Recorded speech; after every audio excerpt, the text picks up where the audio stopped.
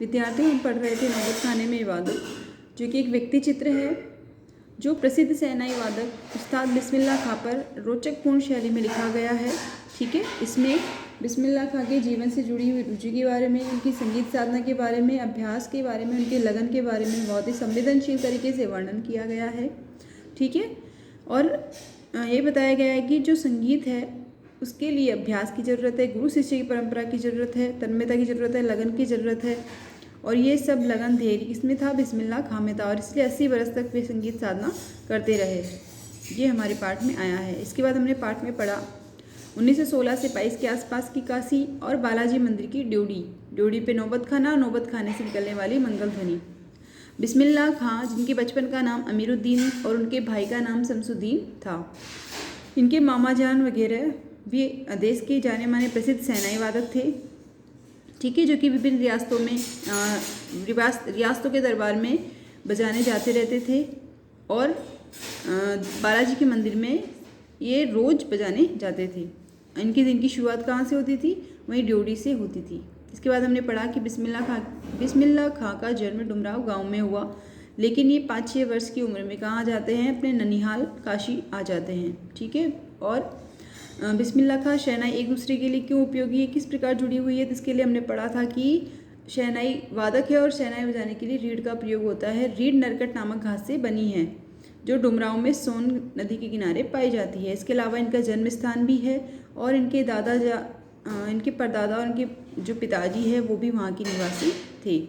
इसके बाद हमने पढ़ा कि जो अमीरुद्दीन है वो 14 साल के हो जाते हैं और रियाज के लिए बालाजी के मंदिर जाते हैं। तो रास्ते में रसूलन बाई और बदुलन बाई का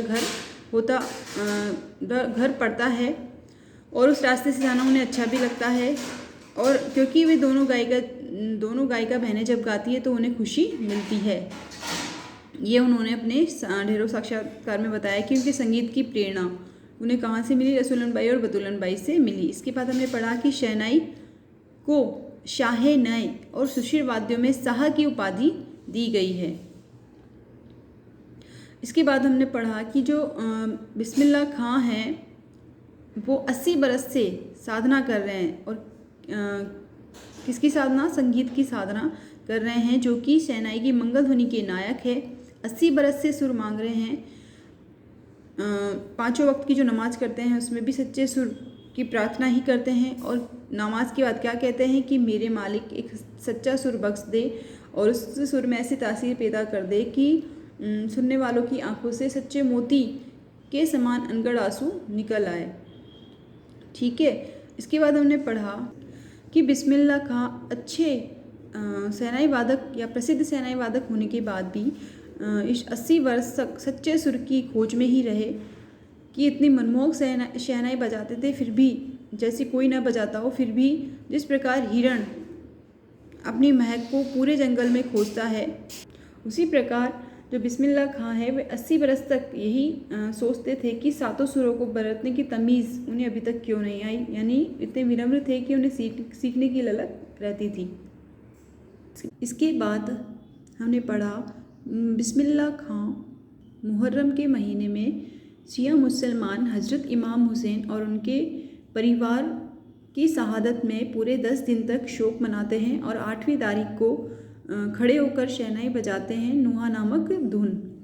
इस दिन कोई भी राग रागिनियाँ नहीं बजाते हैं, बस एक नुहा धुन बजाते हैं और शोक मनाते हैं।